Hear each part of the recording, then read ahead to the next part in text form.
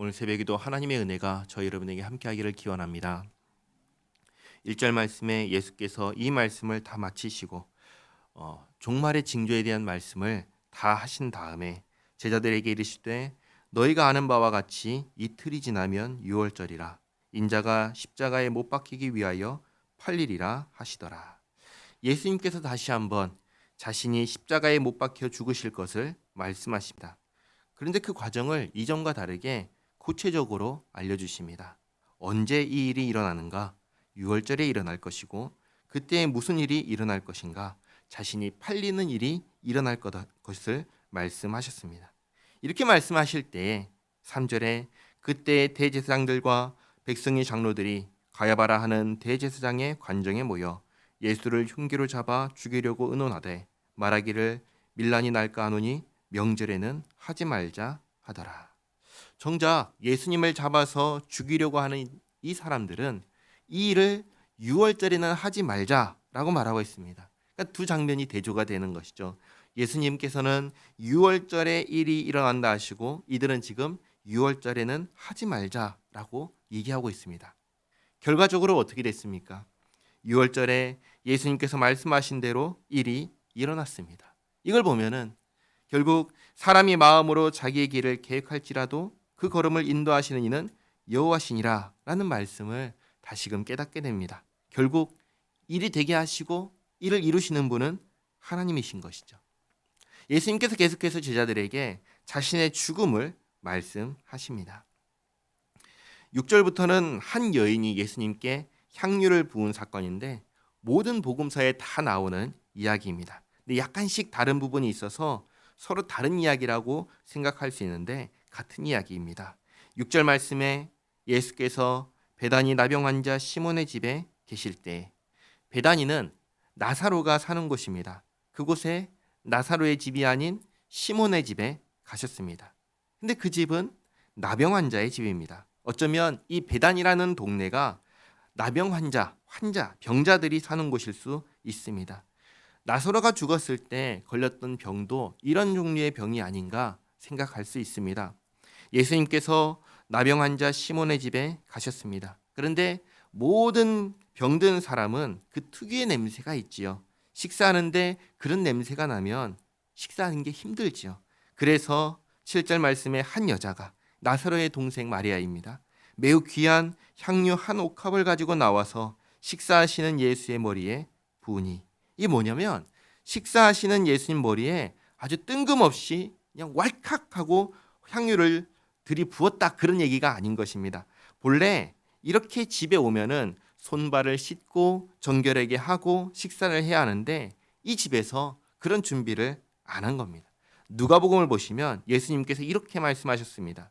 너는 내게 발 씻을 물도 주지 아니하였고 너는 내 머리에 감람유도 붓지 아니하였다. 이 지적을 하시는 거죠. 집 주인한테. 그래서 지금 냄새가 나니까 마리아가 귀한 향유를 가지고 와서 예수님의 머리에 부은 겁니다. 그러면 어떻게 됩니까? 온 집안에 그 향기가 가득나게 되는 것이죠. 그러니까 본래 주인이 손님 대접을 이렇게 해야 하는데 하지 않으니까 마리아가 대신 한 것입니다. 예수님을 사랑하는 마음으로 헌신한 것이죠. 그런데 이 모습을 보고 8절에 제자들이 보고 분기하여 이르되 무슨 의도로 이것을 허비하느냐? 이것을 비싼 값에 팔아 가난한 자들에게 줄 수 있었겠도다 하거늘. 제자들은 뭐라 생각하냐면 낭비라고 생각을 합니다. 가룟 유다가 그랬고 가룟 유다와 같은 생각을 하는 사람들이 이 생각에 동조해서 이건 낭비다 이렇게 말한 것이죠. 이게 정말 낭비라고 생각한다면 그렇게 말할 수 있을 것입니다. 그러나 낭비가 아니라면 이렇게 말해서는 안 되는 것이죠. 예수님께서 제자들의 생각을 바로 잡아 주십니다. 10절에 예수께서 아시고 그들에게 이르시되 너희가 어찌하여 이 여자를 괴롭게 하느냐? 그가 내게 좋은 일을 하였느니라.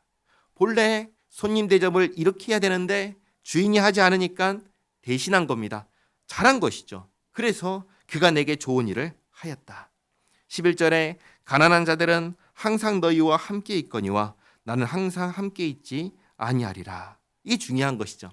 가난한 자들에게 해야 할 것은 해야 합니다. 그러나 이것이 다른 것을 대신해서는 안 됩니다. 예수님께 해야 하는 것은 예수님께 해야 되고 가난한 자들에게 해야 되는 것은 가난한 자들에게 해야 합니다. 예수님께 해야 할 일을 하고서는 그걸로 가난한 자들에게 할 일을 했다고 해버리면 안 되고, 또 가난한 자들에게 할 일을 하고서는 이걸로 예수님께 할 일을 했다라고, 대신했다라고 예수는 안 되는 것이죠. 지금 마리아는 자기가 생각할 때 누구에게 해야 할 일을 했어요? 예수님께 해야 할 일을 했습니다. 그러니까 잘한 것이죠. 이 일은 가난한 자들에게 할 일이 아니고 마리아가 생각할 때 이것은 예수님께 해야 할 일이었다 판단하고 예수님께 한 겁니다. 잘한 것이죠. 그리고 예수님께서 또 이렇게 말씀하십니다. 12절에 이 여자가 내 몸에 이 향유를 부은 것은 내 장례를 위하여 함이니라.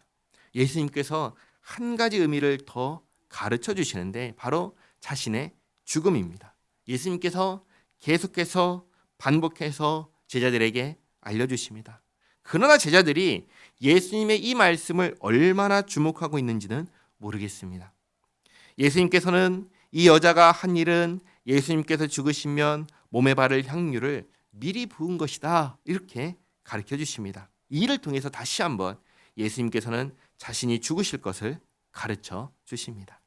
그리고 13절에 내가 진실로 너희에게 이르노니 온 천하에 어디서든지 이 복음이 전파되는 곳에서는 이 여자가 행한 일도 말하여 그를 기억하리라 하시니라.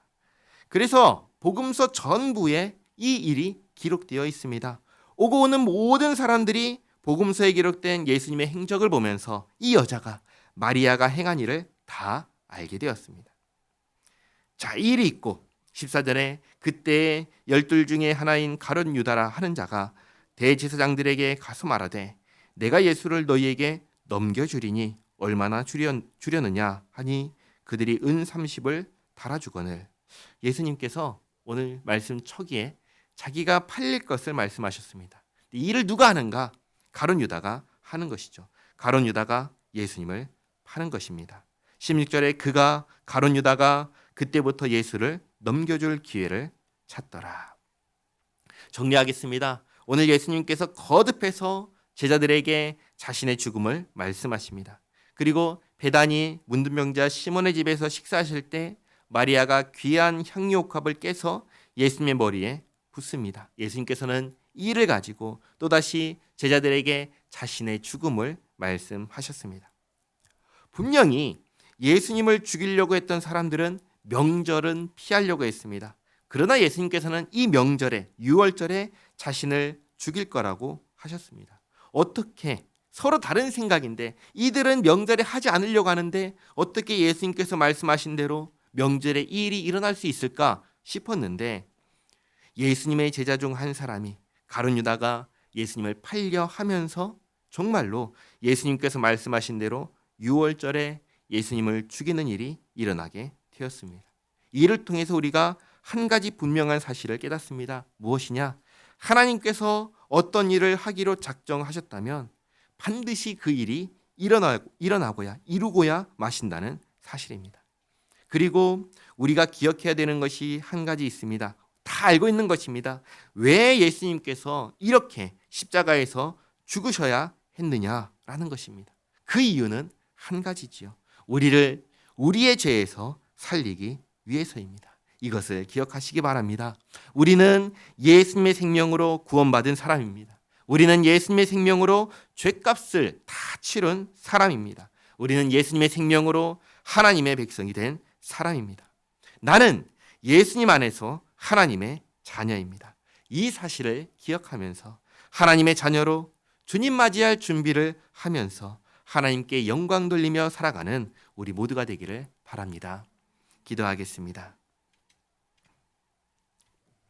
하나님, 사람은 명절을 피해 예수님을 잡으려 하였으나 가룟 유다가 아무도 방해받지 않는 자신의 자유의지를 사용해서 예수님을 팔아넘기려 하므로 예수님께서 말씀하신 대로 일이 일어나게 되었습니다.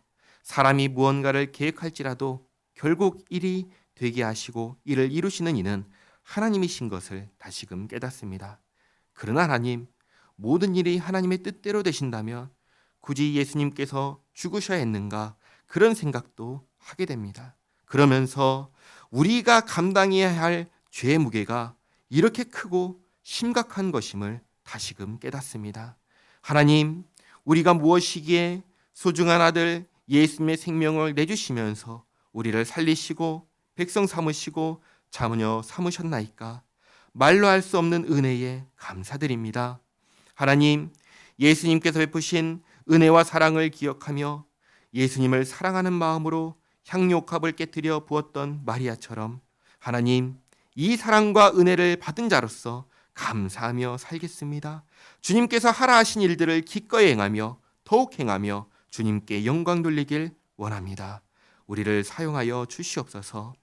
죄와 사망 권세를 깨뜨리시고 우리에게 자유를 주신 예수 그리스도의 이름으로 기도하옵나이다. 아멘.